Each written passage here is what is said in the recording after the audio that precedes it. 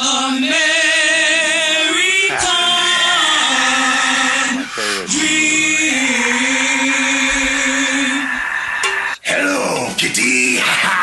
It's Dirty Ron McDonald here, representing the greatest country in the entire nation, the United States of America. And Akane Fujita, I know you came here to this great country to do 3 things. So, take a break from eating your sushi and cutting up whales and surprise attacking people from behind. Yeah, you must be on a crazy kamikaze mission. You must be insane. Coming to fight Dirty Ron McDonald on Friday, March the 6th, 2020 at Pure Platinum when Japan attacks this combat. It's a 10,000 thumbtack deathmatch, but you're looking at the biggest prick of them all. Bring your Tai Chi, bring your Kung Fu, bring your subtitles. It doesn't matter. This is America, where we have horrible health care because we serve real American, mostly processed beef by good guys like me. On March the 6th, Akane Fujita, it's gonna rain bombs all over again, and again. Because with Tom Brady as my witness, I'm gonna show you, brother, who's the real American. Now hit my music.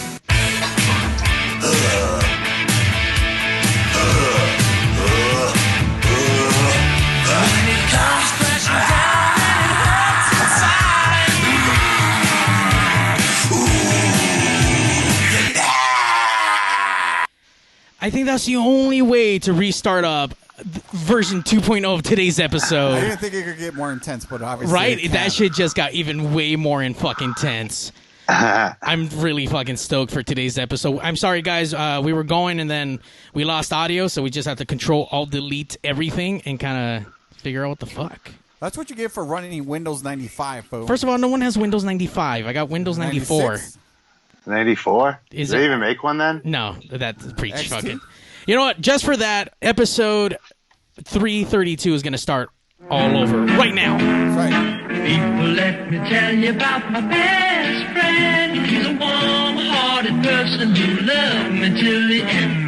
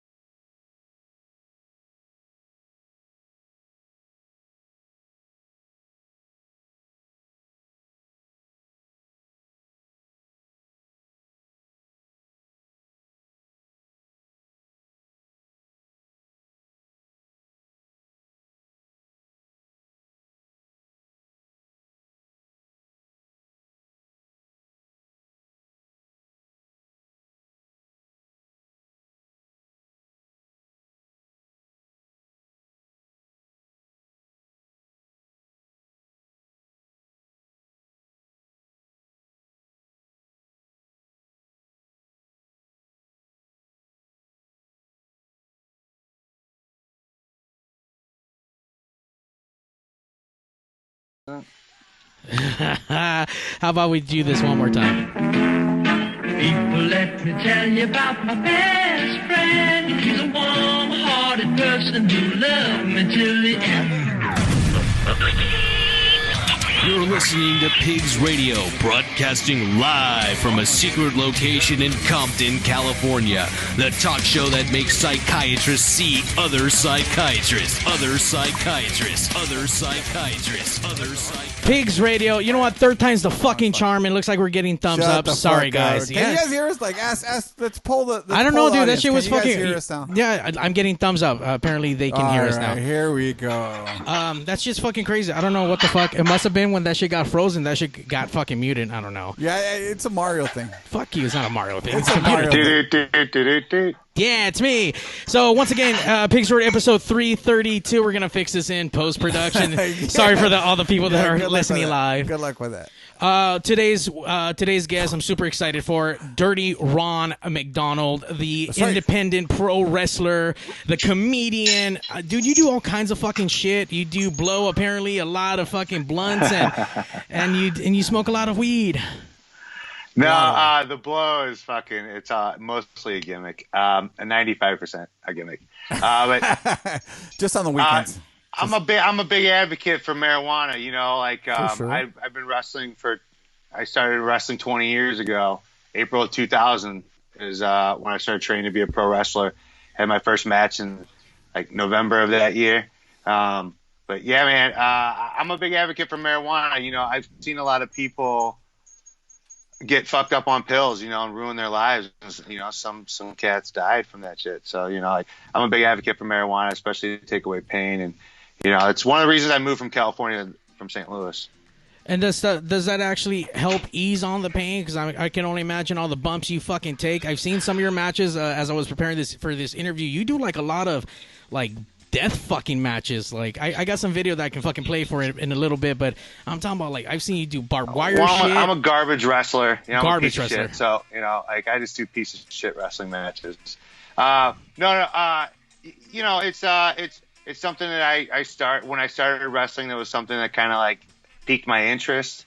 Then when I kind of saw that the tendencies where it was going. You know, like just a little too extreme. It really isn't something that I was totally down for. But, you know, being able to have fun with it and not have to go to the absolute extremes like some of these cats do. You know, I can't do that shit. Like all that glass and fucking, dude. Crazy shit. What's been the most extreme kind of wrestling match you've been in then? I mean, I've done a couple handfuls of barbed wire ring matches, and you know, I've done spots with flaming tables, and you know, I'm one of my like go-to types of matches are thumbtack matches. You know, I don't want to say like I'm known for that, but like if there's anything that like I'm a go-to, like what is my go-to hardcore thing? Like thumbtacks. You know. By the way, how do you even figure that out? That like, have you actually like, oh fuck, let me step on a thumbtack, let me see, hey, I like that, I can go ahead and do a whole match and throw myself on that, or how does that even become a thing for you? How do you escalate to like? I mean, I'm pretty sure you probably like watch wrestling, and then how do you get to that level? I guess you could say. Well, I mean, you know, it's not, I don't know, it's just kind of something you kind of just decide to do. You're progressively getting into it, I'm assuming. Well, no, actually, it's kind of like where I started, you know, like, well, like, so, like 21, 22 years ago, 98, 99, when I was just getting into high school, I graduated 2002, but, you know, like, when I was getting into high school, like, backyard wrestling was, like, a cool thing, you know, and, like, everybody was watching ECW and doing all these, like all these stunt wrestling, you know, right. You see some shit from Japan where these motherfuckers using, like, fluorescent light tubes and shit, so, you know, like, when I saw that, I was like, you know what, like, I can do that shit, you know, like, some people just started, you know, they're like, you know, I want to do this, or I want to do that, or I can only do this, or I can only do that, you know, I saw it as something, I was like, you know what, like, I think I can do that, I think I can take it, and I don't think a lot of guys are down for that shit until you know, like, I don't know, you gotta be a little type of crazy to do that. You know, I can only imagine. I'm a little fucking bitch. I can barely take a fucking shot from the doctor, let alone fucking roll around in some fucking. You crying when you had a paper cut last time, dude. That was a massive paper cut. So fuck you. That was cardboard cut. Now, let me ask you this. I mean, how'd you even get into wrestling? I mean, most people, that's not really a job option, I guess you could say. What is Crown Royal? Yeah. No, I don't want Crown Royal. What's wrong with Crown Royal, dude? It's like Canada's best. It's Canada's best. Got platinum, 7 times distilled, fucking shit for like $9 for a fifth. Or $9 for whatever. It's like fucking that shit's like, where's it made? In Garbage Central, fucking probably Missouri or some shit. Shit, it's like American Popov. I got fake Coke on my face. I mean, it's actually fake. "Quote unquote" fake. All right. Jack, it's fake this time. No, but what got you into wrestling? When did you see the light? When did they pull you in? My mom was a pro wrestler. My mom was a pro wrestler. So like super low level indie shit from the Midwest. And I'm 36 years old. So like my parents always got WrestleMania at the house and like had a party. Back in the day, you had to like get the cable box and like do the whole fucking whatever shit to rent the pay-per-views. But we always had parties, My mom was always a big fan. My family were always like big. Well, we're super white trash, But like so. I was always like, you know what? Like, I think I can be a wrestler. I'm like geared towards like theatrical shit already. I don't know, man. Like, plus wrestling, out of everything that I've ever done, touring music, comedy, and wrestling, like everybody wants to be a wrestler. Like musicians want to be comedians, comedians want to be musicians, but everybody wants to be a pro wrestler because of that stigma of like. You're kind of like a badass, like that's why I got into wrestling. It's because wrestlers were viewed as like badasses, like they could not only go out there and put on a show, they could be big and bad and they fucking ruled the road. I don't know. It was just like a rebel outlaw mentality. And that's why I got into wrestling. So you can check out Dirty Ron McDonald on the Instagram, on Twitter, and it's just all one word, Dirty Ron McDonald, and on Twitter it's Dirty Ron MCD. Just out of curiosity, where'd you get the Dirty Ron McDonald from? Wait a minute. Wait a minute, we actually do got a phone call coming in. Oh, Jesus. Is it Jesus? I don't know. It might be, who knows? Well, that was last week. Last week was Easter. All right, hold on. You never know. Hold on. Caller, you're on Pigs and with Dirty Ron. Hey, this is the Magic Man calling to support Dirty Ron McDonald. Hey, shit. Magic Man. Can Magic Man hear me? You should. Yeah, I can still hear you, brother. Hey, what's happening, brother? How you doing? Hey, man, I'm calling in from the Ozarks, let you know, man. I'm supporting the Ron McDonald tour, man. I know you're on. Dude, Magic Man's a legend. Magic Man, you still there? Uh-oh. Dude, he's calling in from the Ozarks, like where they taped that show with Jason Bateman. Where the fuck is that at? It's like Jersey, right? No, Arkansas. It's Arkansas. In Missouri. Missouri, there you go. I mean, somewhere in the Midwest, yeah, for sure. Well, thank you, sir. Sorry we lost you. For those who want to call in, so he's a wrestler? Wrestler manager. He managed over in FMW in Japan in the mid-'90s. Oh, shit. He was also a manager for the Full-Blooded Italians in ECW in the mid to late 90s. Magic Man has toured all over the world as a wrestler and manager doing magic. Oh, no shit. He's a legend, but longtime friend of mine, good dude. Right on. So who would you say is your inspiration? Like, I mean, I know your mom was a wrestler and that kind of brought you into wrestling, but who was like who would you say you idolize as growing up? I mean, I idolize all the personalities. When I've looked at wrestling or fighting or really, I mean, look at politics now. And charisma is something that can get you over, and that was one thing that I saw that people could go something to nothing. You can go something to nothing, being like some dirt poor grub living in some shambles, and all of a sudden you learn how to code and you're a billionaire or some shit. But the way I saw it, I was like, if I have charisma, I can come from humble beginnings and try to make something of myself. And like everything I've ever done has just been me trial and error, fucking making bad decisions and making mistakes and trying to learn from those mistakes. I think that's how we all fucking learn, by all the bad mistakes we do. Oh, I'm That's all still I've making ever them, done. man. I'm 47. You know, you're right. You're a fucking fuck up. You just won't learn. But I think most normal people will learn from their mistakes. No, nobody's a fuck up. See, like here's the thing: as long as you don't make the same mistakes twice, it's okay to even fuck up very similarly. But as long as you look at that and go, oh, all right, cool, that's a dead end. I ain't doing that no more. And then rework the situation and get back to it. The worst thing you can do is like just give up. Like if there's anything I can say to anybody, it's like just come at it a different way. It's not over until you give up and it's over. So, whatever. Don't give in, especially during like this fucking quarantine time. It's so easy to fucking cave in and fucking. Dude, I'm almost there. How about you? How are you guys feeling about this shit? You guys ready to? Obviously, you guys don't give a fuck about social distancing. Everybody wants. No, I'm just kidding. I mean, to a certain extent. I mean, we have to. We just jumped in the shower together to make sure we weren't fucking, carrying a contagion. You know what I mean? You got to take a temperature rectally. Yeah, we did. A lot of times. You're all good. All the time. But as far as like, where do you see yourself as far as? Do you think you've hit your pinnacle? Would you like to go like further in what you do? No. So, like fucking, you always got to be planning 5 years ahead. So. So what would be your 5-year plan? So I wrote a script that we are filming. I'm self-funding a film co-starring myself, Joey Ryan, and the Sandman. And we were set to film here in May, but because of all this shit, we'll probably be filming it late summer. I got a great film crew on it.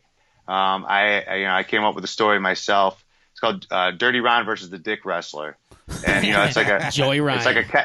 It's a comedy and parody, about just like wrestling and kind of where like the Dirty Ron character came from, and I'm really excited about it because this is like something that where like I've been putting on live shows for 13 years. I've toured with Afro Man as as his opening act and tour manager for 2.5 years.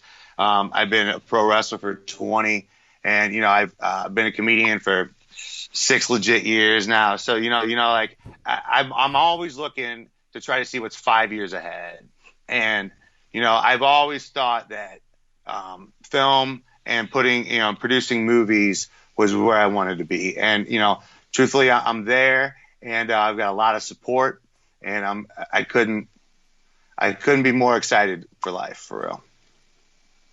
Oh, that's amazing, dude. I mean, you have to have a fucking plan. I mean, I know you can't wrestle forever, and people who do wrestle for a long time, I mean, their bodies get fucking bent out of shape. And I know that on top of wrestling, you're doing the comedy stuff. I mean, how long you been doing comedy? Oh, don't want 6 years. Oh, sweet. Shit. I like how we can't get past our questions here. Hold on. It's all good. Whatever. Yeah. I'm around. Caller, you're on Pigs, and you're gonna have to lower your volume. Hey, this is Durko, El Durko from the world famous Chris Benoit from Parts Unknown. Oh, what up? I just want to tell you guys all that Dirty Ron fucked my girlfriend and he ruined my life. I am beyond sad for the rest of my life. Did he know that was that your girlfriend that he was fucking? He fucked her on purpose? Was it intentional? Yes. Yes, it's very intentional. I told him to do it only in her butt, but he put it in her pussy. See, you're a green lid for the ass, but definitely not for the vag. So I knew some people who That's give why up the he's dirty. ass. This is why he's Dirty Ron. Dirty Ron. Ultimate scumbag of the world, Dirty Ron, you are. Fucking nasty dirt, man. These guys play in this band called Chris Benoit. And when we used to put together Get Fisted TV episodes every week, their music was our theme song. Fucking, they play at our live shows, man. All their songs are like wrestling themed, and and they're fucking, dude, they're dope. They all play in masks and shit. It's dope. What's the name of the band again? We've yet to get our royalty check. We are Chris Benoit. That's why he called, because he wants to know where's the check. Where's the check? Oh, it's in the mail. Get out your fucking checkbook, Dirty Ron. I don't know. No, hang up on him. No, I'm just kidding. No, I'm just totally kidding. No, So dude, where- I love those guys. They're great. Where do we find your band? The band is called Chris Benoit. That's fucked up. Chris Hey, Benoit. babe, grab that little sheet. KRIS dash. What? Chris Benoit, the Chris Benoit. Go ahead. Sorry. KRISBEN dash WAH. WAH. Oh, there you go. There you go. Look that up. Is that backwards? That's backwards. No, you're good. It's perfect. Yeah, it looks good. Oh, you can see it forward? Yeah. Yeah. Really? Technology. Okay. Yeah, on our end we can see it's like in the regular. Chris Benoit, baby. Look them up, Oh, guys. that's Support. Thank you, sir, for calling in and supporting your Dirty Ron. Muchos gracias. Thank you, guys. Thank you. That's pretty awesome. That was a 619, so that was out from your area code. So, damn, Ron, you got fucking people calling in from all over the place for you. I don't know, man. I'm really happy that I could see through the technology. It did work the right way. But yeah, man, fucking, I'm glad you guys had me on this shit. Like this quarantine shit sucks. And, like, I know that, like what's really cool is that, I've been trying to be an entertainer for a long time. Over a decade now, this has been like basically my only source of income. And it's cool that finally, after moving to a couple different cities and, having a lot of trial and error, that I got a really supportive group of people that kind of dig some of the shit that I do. And, and like, it's a very collective effort putting on live wrestling shows, and like the comedians that I work with to produce the live shows that we do out here, like that's one thing that I've learned by trial and error. And as you guys can see over there, you guys got a great crew of people that all work together. So, without that crew of people, everybody doing their role, then, like you can't make shit, like everybody's got their job, you can't play every position on the baseball field. Not like these guys. These guys don't play any position other than just show up and drink beer and then talk shit. And yeah, I just came here because he told me that's their role then. Yeah, and these guys can't even show up on time. Close enough. We're close enough. We weren't that far. Hey, off. man. That's all. Yeah. All right, so let me ask you this. So, again, you've been wrestling for 20, doing comedy for 6. How did you kind of, I guess, transition? Well, not transition, but add that to your portfolio where you were like, a wrestler, and then I guess you're into comedy. So how did that happen? So I've been a wrestler for goddamn forever, and at a point in my life, I got these forearm tattoos, right? So it's a motivation and dedication, right? There you go. Oh, shit. But so I got those when like 10 years ago, and my gimmick with the whole thing is that if I get because when I first started getting jobs, if you had forearm tattoos, like you couldn't get a real job. So when I got these tattoos, to me it was like, I'm going to actually go full force into being an entertainer and trying to do that as a main form of income, because if I have these tattoos, I can't get a real job. So there was something that like kind of forced me to, I'm going to do this shit. Right. So once I was doing that, I tried to figure out other ways to make an income supplementary to being an entertainer, doing stunt work. Like I was in a couple of music videos, I did a couple stunt work things, a couple acting things, whatever the fuck. But those are, as long as you're being an entertainer, you got to find other ways to make an income, because you don't know when your next paycheck is. And, it's, you got to just diversify yourself. But comedy was like a natural transition, Comedy was something that was like, it's a lot similar to wrestling, is that like you're one-on-one entertaining the audience. It's up to you what your material or your structure of what you're going to do to entertain people with, But was it like, let's say like you're talking with friends and they tell me, you know what, you're a funny motherfucker, you should do comedy? Or, is that how it Those are the worst people that do comedy. No. So, okay, here's the thing. It's a job. It's legit a job. And when I say I've been doing comedy 6 years, for 6 years, every week I've been on stage 6 to 15 times a week. Every week for 6 years, without taking a break. And it's a job. Like, you got to go out there. You got to know what it's like to entertain strangers. Like, you guys all entertain each other because you guys like each other. You guys are friends. You guys know how each other talk. I mean, you know what I mean. You know what I mean. Yeah. But I got you for sure. But when you're talking with your buddies, it's they like you and they're like, oh, you're a funny guy, But when that funny guy goes and sits in an open mic and waits for 4 hours, go get 5 minutes in front of 10 other comics that are just waiting to do their set. They're like, why am I even doing this? This is fucking stupid. So it's a grind, and you're gonna have to eat shit for a long time before you even get an opportunity to tell jokes in front of a real comedy audience. Unless you got some sort of like a weird draw. Like you're gonna have to put in a lot of time to nobody, and figure out how to entertain strangers. And as far as your first comedy show, do you remember how that went? I mean, was it a good show? Was it a decent show? Did you just bomb? Bro, it was a fucking... Okay, so I remember the first time I came to L.A. and did a comedy set.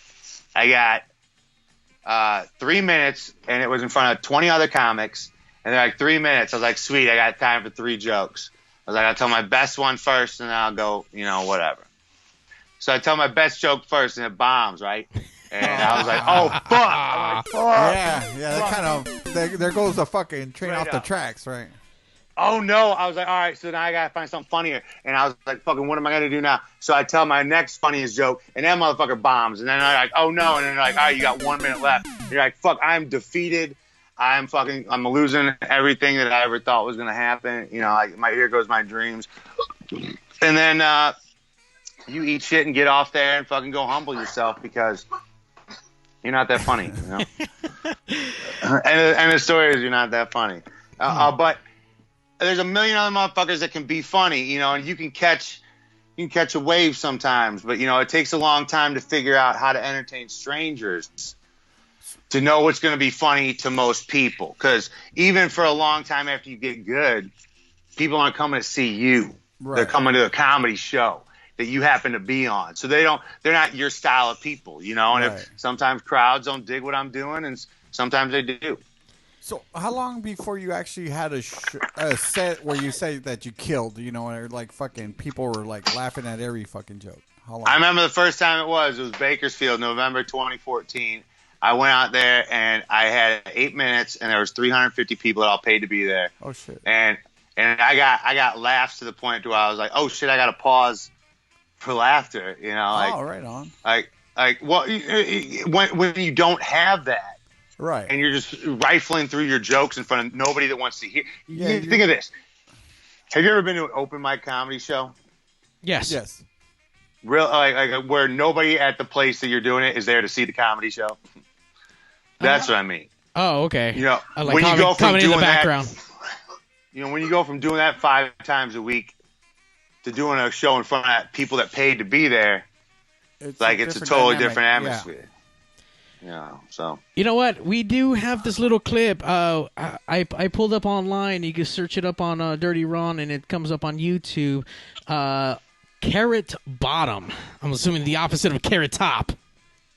Yeah, well, this gay comedian was like, you not Carrot Top, man. I'm going to make you my Carrot Bottom. That's hot. That's real hot. And I was like, hell yeah. That's a part of the carrot I look like, the bottom part. Because the tops of carrots are green, but it turned out he wanted to fuck me in the ass. So that's where that came from. If I play a little clip of this, maybe where should I be playing it from?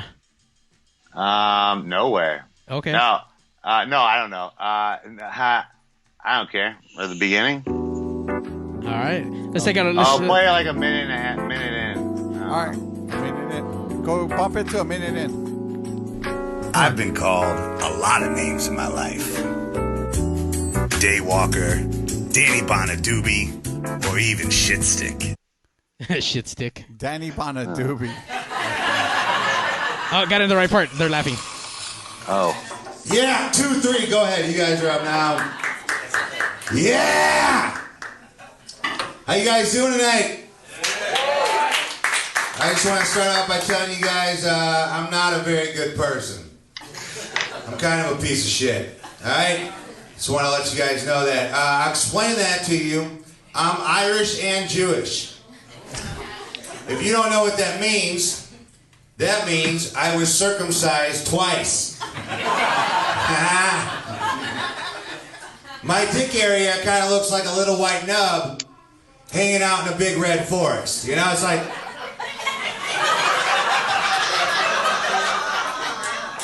This is my dick, by the way, if you didn't pick up on that. I just started going bald, which really reminds me of my dick area. Because you gotta spread all the red hair to find the one little white spot right in the middle. It sucks. You guys can laugh at my pain, it's alright. Death by PowerPoint. Death by PowerPoint. Revy, Canada, how can I help you? Yes, I'm calling to handle the situation that was left on my voicemail. What was the message about? The message was about tax evasion. Mm-hmm. So I'm calling to handle the situation. Why you have defrauded the Canadian government? Why? I'm sorry? Why you have defrauded the Canadian government? Yes, you guys were calling for Dave, man. You are a criminal. Yes, I'm calling. You guys were calling for Dave, man. I was just calling to let you know that Dave's not here, man. Hey, man. Are you guys what, calling? Man? Are you guys calling for Dave, man? Sorry? Are you guys calling for Dave? Because Dave's not here, man. Dave. Yes, Dave Johnson, man. You guys called and left a message for Dave? Dave Johnson? Okay, then what is...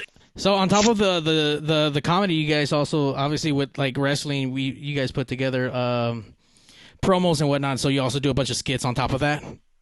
No, this was a bunch of prank calls that I did as part of my album. You know those like fucking IRS tax scammers are like trying to get you for like, you know, fake evading taxes or just trying to like, you know, scam you out of money.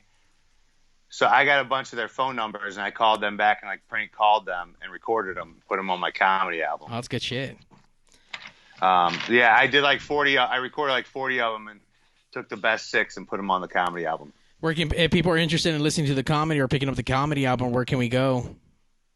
Dude, like you could just hit me up on Instagram, anything like that. Like I have a bunch of copies of it, and I don't really have. It's available on my YouTube for free. You can go listen to it and watch the video. Where we were just watching it right here at Dirty Ron McDonald, all over social media. YouTube is where you can find that though.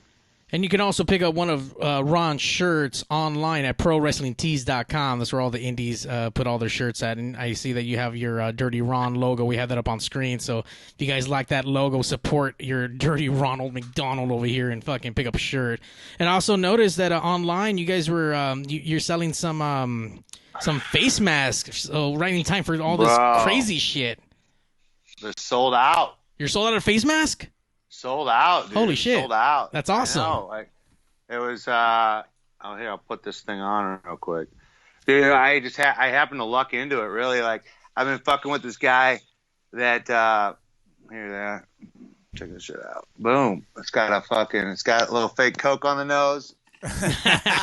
That's not fake. Oh, right there. Yeah. Right there. A little bump. And then he's smoking a fat blunt over here. Free bump with every mask? Yeah, basically. But no, I lucked into it. I've been fucking with this guy that does like these like Under Armour type clothing, and he made face masks and headbands for me, and it just happened to be the right time. Hell yeah! Fucking capitalize on that shit. So I gotta ask you this: the Dirty Ron McDonald. That's your character. How'd you come up with a character? I mean, this is, I guess, part of the franchise, right? Well, okay, so I know you asked me that earlier, and I didn't mean to avoid the question, but so I do like all adult wrestling shows, 21 and up. Like people that used to like wrestling at some point in their life really dig the shows that I do. They're for a bar crowd. They're not for like the smart mark wrestling fans. And so I needed a character to work in that environment. So I just kind of looked at what I looked like, and I was like, I kind of look like Ronald McDonald. Like, what if it was like a evil Ronald McDonald that, shitting everybody's Happy Meals and kick people in the nuts, and, instead of throwing baby powder, I throw fucking cocaine in their face, like, so, like I try. It was only supposed to be a character that lasted for like 6 months, and legit people started digging it, and I sold a bunch of T-shirts. So I was like, dude, Dirty Ron's staying, not because Dirty Ron is like, for the first time in my wrestling career, like it's the first time that I am me, like Dirty Ron is me, like when I come out, I'm like, Dirty Ron's here to do 3 things. Number 1, I came here to get fucked up. Number 2, I came here to fuck somebody up. And number 3, when I'm done with that, I'm fucking all your girlfriends. You know, so like that's just me, like trying to go out and have a good time and just make somebody laugh, you know. Like that's who Dirty Ron is, and that kind of, I don't know, it kind of resonates with people. I'm just out of curiosity. What's the Dirty Ron finisher? What do you got? What's it called? I mean, I do the McElbow drop. You know, I've jumped off the top of steel cages. I've jumped off the top of balconies and put people through flaming tables with it, and that's pretty much the finishers. You know, like I've been doing this thing where I go like coast to coast, like corner to corner, and put a guy through like a door that's hanging out in one of the corners, and I just go from one corner to the other, and that's been the finisher. But I had a couple other moves, you know, like I do this thing where I put the guy on my knee and I stick my hand up his ass. It's called a ventriloquist, where I make him sing a song. You know, I got a couple other cool little things I'm trying to do. Oh yeah. You have a bunch of matches online. I was able to find one. This one has the fuck was this called? Nick Cage versus Dirty Ron. Oh, fans bring the weapons. Wait, fans bring the weapons to this match? Oh, dude, I got fucked up in this match. Yeah, dude. I thought I was going to die halfway through it. No way. What fucking happened? So, first move, I, like, dive out of the ring. You'll see it. I dive out of the ring. And I, like, hit the ground pretty hard, but that's not even really what got me. This guy just stopped at, like, a street sign, and Gage hit me. And then, like, when I moved, it, like, pierced me in my rib. I still got a couple scars from it. Oh, but, shit. Like, I mean, you know, whatever. I lost my breath because it like hit me in the lung area. So it was tough to breathe. But I had so much fun. Nick Gage is he's a bad motherfucker. You know, you don't want to cross him. You don't want to look at him the wrong way. He had love for fist combat, and we had a mutual understanding. And I don't want to give out the fucking spoiler of the match, but there's still unfinished business between Nick Gage and I, so can't wait to have him back for fist combat. Normally we play a track in between our breaks, but this time we're actually going to play a little bit of that wrestling match. We're going to take a quick break. Ron, hold on, and then we're going to enjoy this match for a little bit while we go snort our own Coke really quick. So wait, can I go pee then? Yeah, absolutely. Sure. Yeah, go pee. I'll be right back. And then we're gonna watch this match really quick. Sweet. Thanks, dudes. Sounds like someone's dying. You know, people say, Dirty Ron, you a bad motherfucker, Dirty Ron. Well, you don't know how bad of a motherfucker you are until you test your limits. So I'm looking for a bad motherfucker. People tell me about this Nick Gage, King of the Deathmatch. So I hit him up. We're gonna do some East Coast versus West Coast things. I'm looking for America's Most Wanted. People tell me about Nick Gage. Well, Nick Gage, I haven't heard a peep out your mouth. I've been calling you out. You're coming out here on Thursday, August the 8th. Motherfucker, you better be ready to die, Nick Gage. Because I'm out here defending the West. I might be the best from the West. You might be the best from the East. Where we collide, motherfucker, and it's going to get juicy. It's some Biggie Tupac shit, motherfucker. You better be ready to die. I'm ready. As I grab the Glock, put it to your headpiece. One in the chamber, the safety is off. Release straight at your dome. Homes, I want to see. Come on, soon. Down here for the main event. It's East Coast versus West Coast. It's some Biggie versus Tupac shit. And Handsome Mac is in there. You heard it. Fans bring the weapons. The epic final strokes on the brushes. That is this masterpiece. GCW versus Fist Combat. And this is your main event.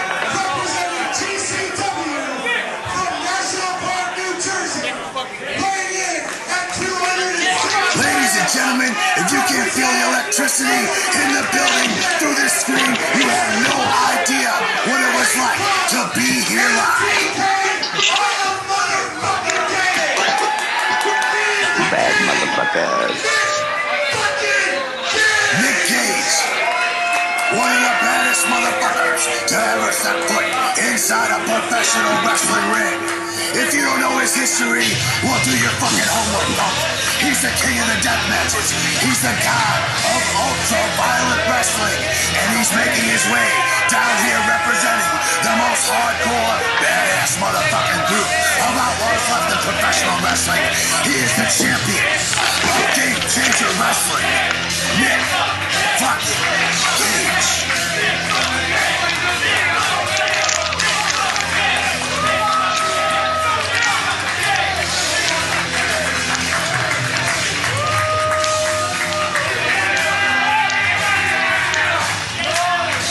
And let me be one to tell you, after having dinner with this bad motherfucker, one of the most respectful, down-to-earth people that you will ever meet.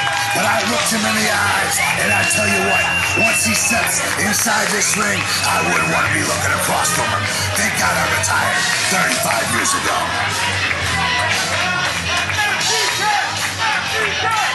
He's got a rap sheet longer than the Mississippi River, and he's crossing it to represent the East Coast in a coast versus coast battle. But I tell you what, if there's one guy for fist combat for the West Coast to represent, it's his opponent, Dirty Ron McDonald.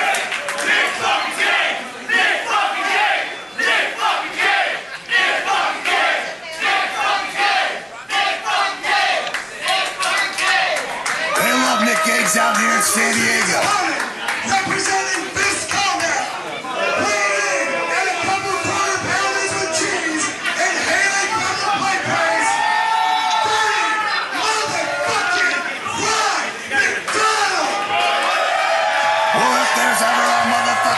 To step in there with Nick Gage and represent what the West Coast is all about. It's a man straight from the play place, the psychotic clown himself, Dirty McDonald. You've seen him in cage matches. You've seen him in thumbtack death matches. You've seen him in barbed wire battles. But today is his toughest test today. Stepping in there with a true outlaw. They love the man Dirty Ron McDonald down here in San Diego. As a clown, he's got to grab the mic. It's a packed house down at Joltin' Joe's, and they're ready for this main event. That's a little overstated.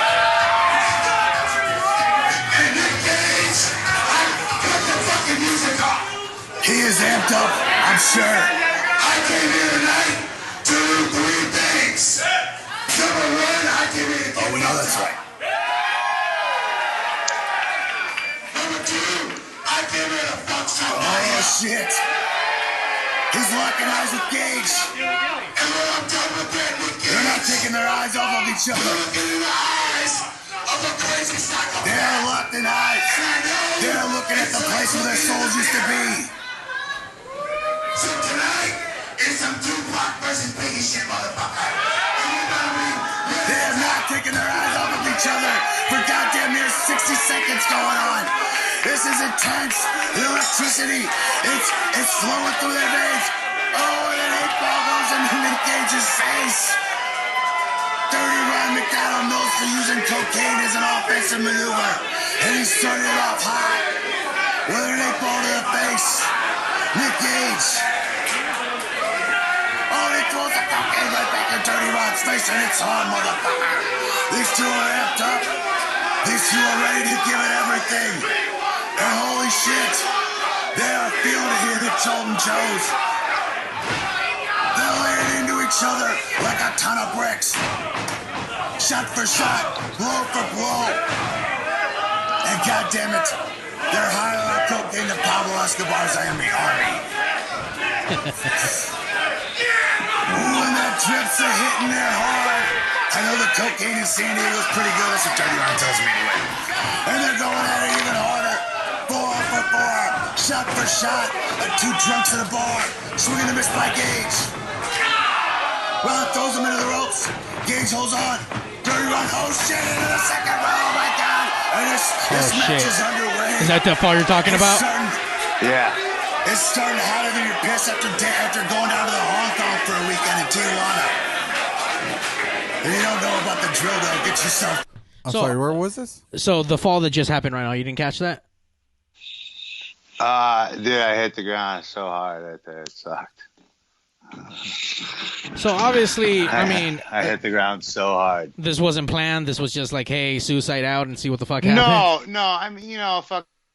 We knew what we were doing, but like, I just kind of like, I'm an idiot. I'm trying. It's pretty much the same with comedy. Same with comedy. I'm just trying to get people to react, and fucking feel something. If you get offended on the way, then oops. Oh wow, right. Here we go. Ron throws him into the ropes. Gage holds on. Dirty Ron, oh shit, into the second row. Oh my god. And this match is underway. It's starting hotter than your piss after going down to the Hong Kong for a weekend in Tijuana. If you don't know about the drill, though, get yourself. Have you ever been to the point where you've been that hurt where you can't go, or no matter what, you just have to go no matter how injured you are or how bad you feel? So I think I've only been injured for real like once during a match where I had to basically call it, but we still finished it.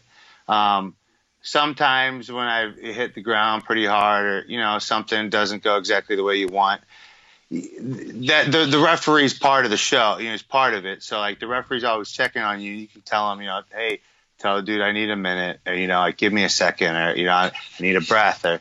And I've had to do that before. It happens, but it's not like we're going out there. We're not trying to fuck each other up. We're all part of a brotherhood. We're all part of we're all part of the gig. So, right. You got to protect it. It's all about protecting people. That's the beauty about wrestling. It's like once you're in the brotherhood, it's. You got to earn that, like you got to get approved from somebody that says, what the fuck you're doing, and everybody can trust you not to kill them, because so many times I meet somebody and then 20 minutes I'm wrestling them for the first time, and you got to know for sure that you can trust your life in their fucking hands, so. What would you say is like the worst injury you've ever had like inflicted on you? They all heal. You just kind of, all heal. No matter what, it's like none of them are permanent, right? I got some pretty nasty permanent scars on me, but like whatever. I didn't get in this shit to play chess, You already knew what was coming. I mean, yeah, like you get hit hard sometimes. I had to get some root canal shit done because I got hit in the mouth real hard, and Fuck. This shit happens, I know guys have lost teeth from doing that shit. I mean, we can only sit here and talk about the brain damage that has been done to people over the years by doing stupid shit. So, right. That shit happens. For sure. But what hurts more, like getting a chop to the fucking chest, or like say a bombing at a comedy club? Oh, bombing, dude. Bombing hurts more? Comedy gives you both the biggest highs and the biggest lows. Because even in wrestling, like, okay, here's what I say to people. I'm like, in wrestling, when somebody sees me do a big suplex, they're like, I can't do that, good job. And when I was doing music, somebody's like, I can't sing or perform like that, good job. But with someone with comedy, people are like, that guy ain't funny, man. I could be funnier than that. Fuck that motherfucker. And so comedy can give you, because if you can make strangers laugh and like fucking be digging what you're doing, right. Like that's the most gratifying thing in the world. And it's also the most hurtful when you go out there in front of like a good audience and you bomb. You're always gonna bomb, but like, are you bombing in the right situations or the wrong situations? So would you say in all your career paths and comedy is kind of where you want to excel? No, man. You gotta ride the wave and go with whatever takes you. Like I really think that this film thing is going to be the thing that sets me apart. This first script that we've already got the next two projects that we're ready to do after this first one. And I got people that are ready to invest with me. And that's the beauty of this whole thing is that like. To always be moving forward and to always know what your next few moves are. And, like that's kind if it works, it works, otherwise I got a lot of live shows that I do, comedy and wrestling that, I've been paying the bills up to this point. Now, as far as the wrestling stuff, are you booking your own shows? Are you your own promoter, or are you just Yeah, so I promote and I've been doing Fist Combat for 13 years. We started in January 2007. And right now what we got is we have a monthly strip club show on the first Fridays of every month down here in San Diego. Nice. I'll be right there. We also VIP, have the first Thursday every month in Las Vegas at this place. It's like on Main Street in between Fremont and like New Vegas. Then we got this bar that we do in San Diego here on the second, third, and fourth Fridays every month. So we got a show every week once this bullshit is over. I just heard PigzRadio West Coast Tour. We're gonna go down and go broadcast live from San Diego, and then we're gonna go to Vegas and go broadcast live. But it's the other way around, Vegas and then San Diego. But yeah, for sure. Wherever I'd love to have you guys. Wherever the hoes are at. Everywhere. Craigslist? I don't know. Now, as far as like the wrestling career, so I mean, I saw like you did pop up on WWE's radar, and they actually gave you mic time on top of everything else. Bro, talk about some strange ass shit. So how did that come up? So like anytime the WWE comes around, especially when they're doing TV, they need local guys to do the bullshit jobs. You know, the fucking ambulance guys or whatever the fuck. So. I got hooked up. They booked me. I showed up, and they were like, so, like, here's the gig, though. You want to do that because you get paid a little bit, but, like, if you get on TV, you get a little bonus. But here's the thing is you want to get that ring time before the show starts in front of the agents, in front of the higher-ups. So you're all there to do your little fucking match in front of those guys. So that's what we're all waiting for. So they tell me and this dude, they're like, all right, we're going to have you two work with Braun Strowman. This dude's my size and Braun Strowman's size. So they're like, Arn Anderson's like, all right, here's what I want you to do for this match. And I'm thinking this is my tryout match, like before cameras or nothing. So we go over this match and it's basically squash. And I'm like, this is fucking stupid. Like they just got me like squash. I'm not showing them anything, like give me some mic time or something. And when we get done, they hand us a script. And I was like, oh shit, like this is on Raw. Like what the fuck? Like, so then I thought I was going to have to fight my partner to see which one of us was going to do the mic time and which one was going to not talk. And he was like, you can do it. I was like, fuck, you goddamn right. I was ready to kill that dude, so. What's crazy? I remember watching this episode and seeing you on there. I was like, fuck. Like, after I saw the picture, like, wait, I remember that. We actually did. We actually did find that on YouTube, too.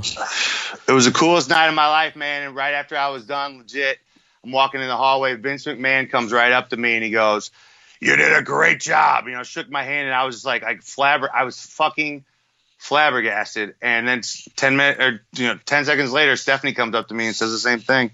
Like they were very grateful. They were really it was the coolest night by far the coolest night of my professional life. Is she as hot as I think she is? I mean, she's brother. She is like the hottest. She's a bomb.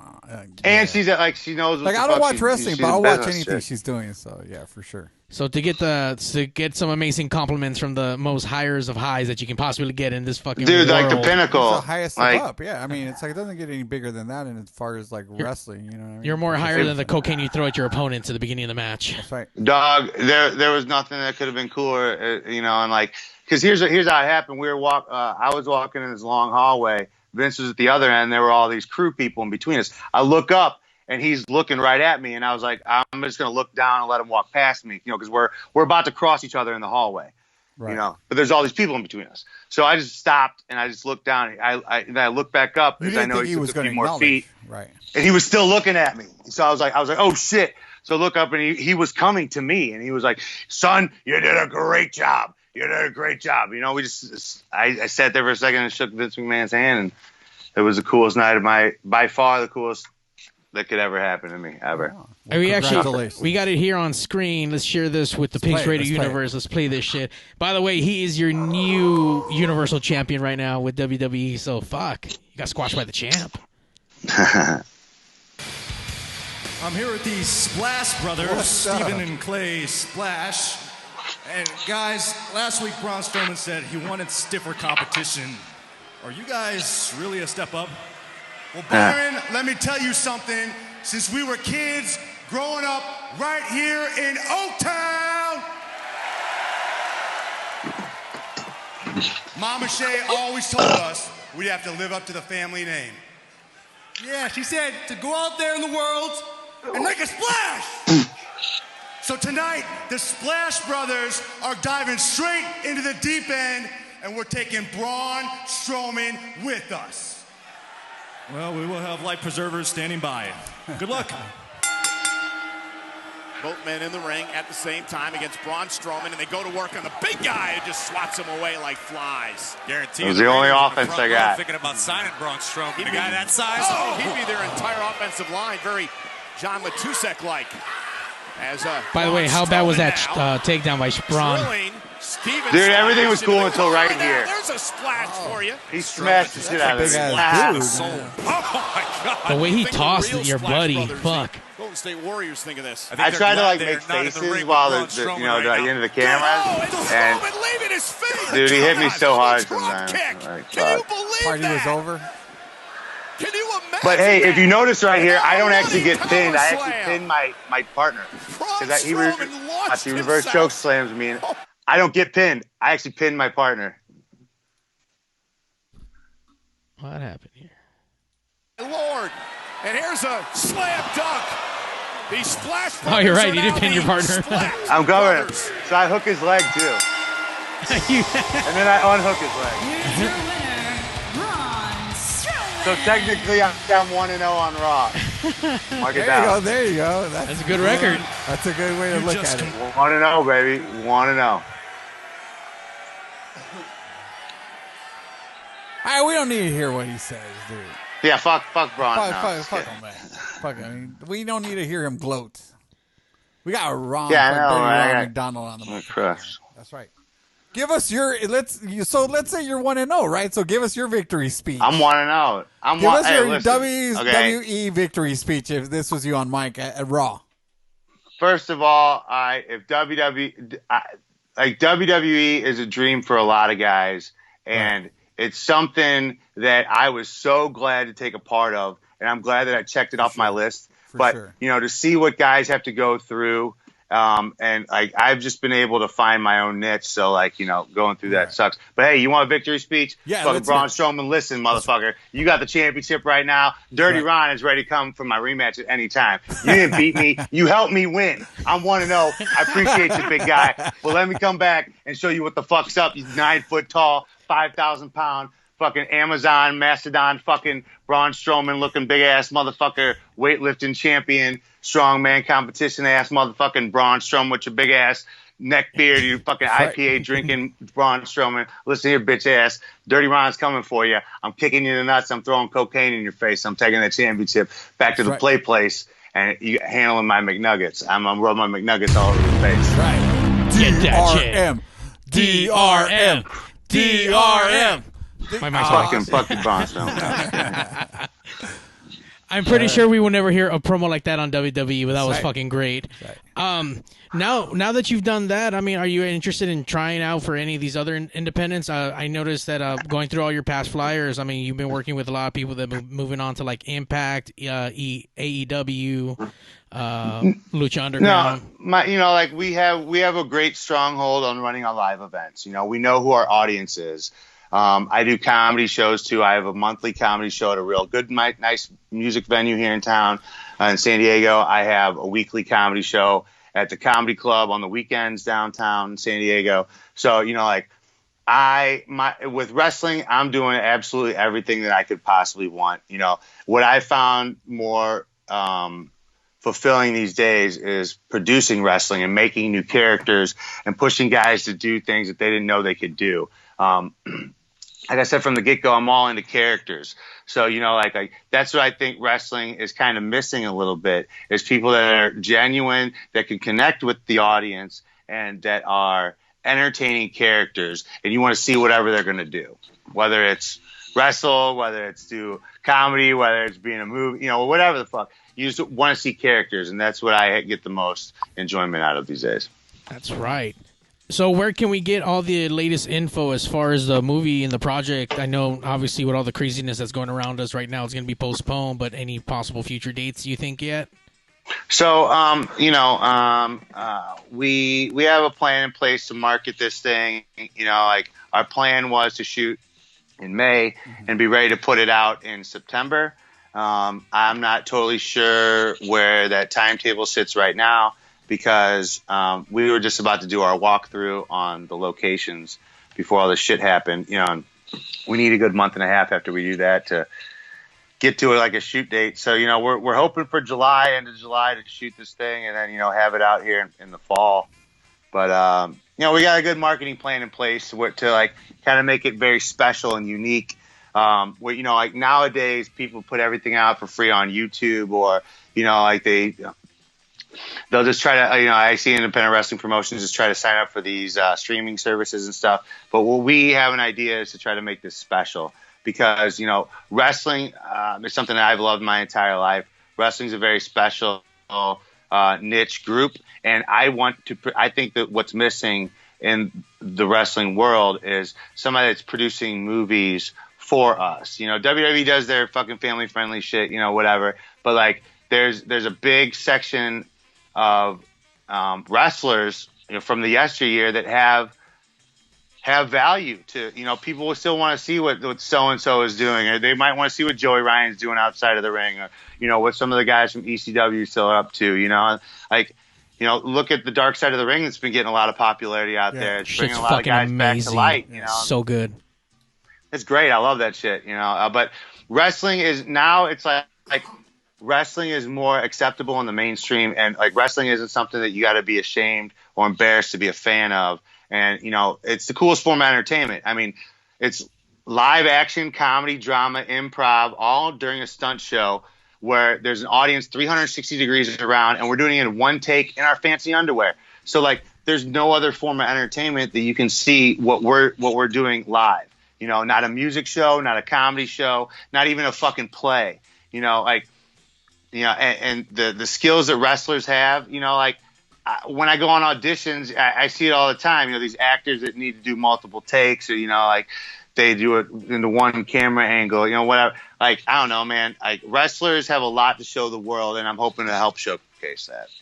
Oh, yeah. It's all improv. You're working off of the energy in the room, the people. I mean, you gotta make that shit happen. Yeah, well especially said. with comedy. I mean, same shit. I mean, you got to... Where else do you see the live energy that you see at a wrestling show? Like, tell me anywhere. Like, not even church. Not even at a music rock concert. You know, is there that interaction where you're encouraged to be a part of the show? At church, you got to sit down, shut the fuck up. Music, comedy, sit down, shut the fuck up. You know, wrestling, the audience is part of the show. You know, like, where else can you see a live interactive entertainment adventure like you do with pro wrestling? Nowhere, never, suck my dick. It's not true, you know? Shit was great. I went on that Chris Jericho wrestling cruise, Rockin' Rager, and there was when we parked at the Bahamas, we were taking off, and there was another boat that was pulling away at the same time. It was a Disney cruise line. It was bigger than our boat, and everyone in the crowd, fuck that boat, fuck that, super loud. All the kids are outside and did not give a fuck, and they're watching wrestling from their fucking boat, and they're watching, you know, the whole shit happen on ours.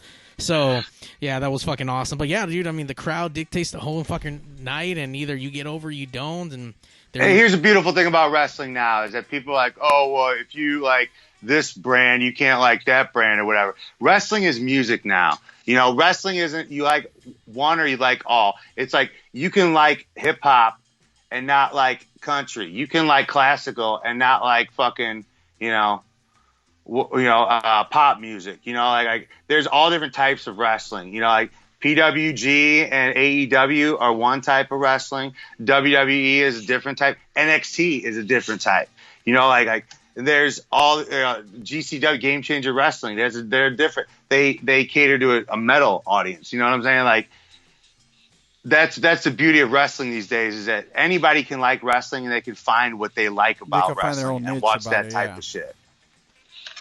I fell in love with all the production side after producing shows, not wrestling shows, but all these other independent club shows and live music bands. I fell in love with it, and I love it. It's not too far from kind of what we do as far as club promoting, but obviously just with more talent and obviously putting on a sketch, show. The egos, that's the biggest thing is dealing with egos, because here's the thing is that like even like live fighting, or any type of other type of sports, you can be like, yo, you guys disagree on who's the best, we'll go figure it out, and they're legit. But now you gotta like tell people who's winning and shit, and sometimes sometimes people get egos. Do you work with people that don't want to work with you and tell you fuck Hell you? no. That's the beauty of what I do is that like I have the ability to only work with people that I want to work with. I don't have to work with anybody. I don't run a school. I don't have to work with so and so. and I get to choose who I get to work with. So like the people that work with Fist and work with me in comedy, or work with me at all, like those are always people that I choose to work with. And you know, it is what it is. I feel like now more than ever, I'm a pretty easy person to work with. Whereas, you know, like 15 years ago, I was a terror. But Dirty Ron. We all live and learn, man. You know, fucking, I'm 36 years old. You know, I've learned a couple lessons in my life. Dirty Ron, I want to thank you so much for taking time out of your quarantine life. I'm pretty sure you're not doing shit, but thank you so much. I'm just joking. It gave you something to do. Yeah, man. I'm super excited to see the project that's coming out. You enjoy Ryan. I hope that you guys start filming sooner than later, and we see it soon. And it's 420 Eve right now, so make sure you guys put out your bong and your joints for Willie Nelson, because he's going to cover Cheech and Chong, whoever comes to your house on 420. Right. Whoever comes down the chimney to smoke a blunt with you? Yeah, that's right. Comes down the bong pipe. Make sure everyone follows Ron on Instagram, Twitter, Facebook to get all your Dirty Ron news. Thank you, Ron, so much for hanging out with the pig. Sorry for all the hiccups in the early on. I'm excited. Whatever, dude. It's all good. I ate some ecstasy like 2 hours ago. So I'm feeling great. Shit's fucking kicking in. He's got his own party over there in San Diego. Feeling great, bro. If you guys want to check out Dirty Ron here in the LA area, you do come out for Bumps and Brews, right? Yeah, that's like the only place I work in LA. And I would love to work other places, but like due to like my schedule, I'm doing comedy like almost every night of the week down here in San Diego, and I run a weekly wrestling show on fucking Friday, so I'm pretty booked. What days do they normally do Bumps and Bruises on?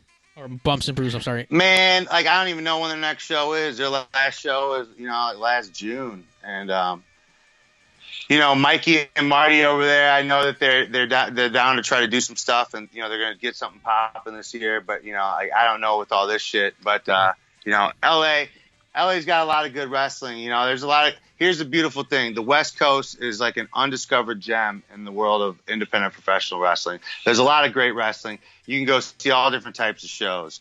You can go see whatever type of wrestling you like: lucha libre, family friendly, like what we do, bar shows. For 21 and up, and that's the beauty of wrestling. I love it. It's been my whole life, and it's never gonna stop. Right on. Cool, brother. Well, we're excited to see what the future holds for you, sir, and for all your future projects. It sounds really good. Maybe the next time you come out this way, maybe you can stop by the studio, say what's up, sit in for a little bit. I'd love to. You could give Mario a chop to the chest. You're not going to take... No, we have Cuban Pete, though you can give a chop. You're going to take a chop from Dirty Ron. You're not going to be able to breathe for a second, That's right. Like I love throwing chops, because in wrestling, I let the guy chop me first, and then I go second. I'm like, if you want to go again, go ahead. But usually they don't.